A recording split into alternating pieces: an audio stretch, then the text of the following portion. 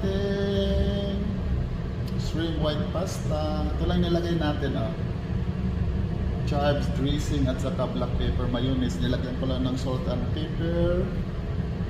With oyster sauce lang yung nilagay ko dyan. Ginisa ko lang, ganyan lang, kasimple. Bago agad tayo.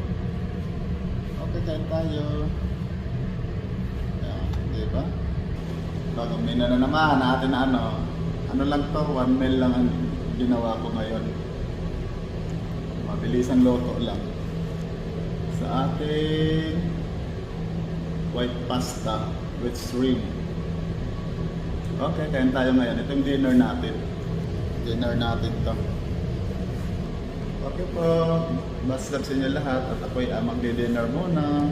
Kalalabas ko lang galing sa work kaya ito. Yung pasta kasi luto na yan. Kaya mabilis.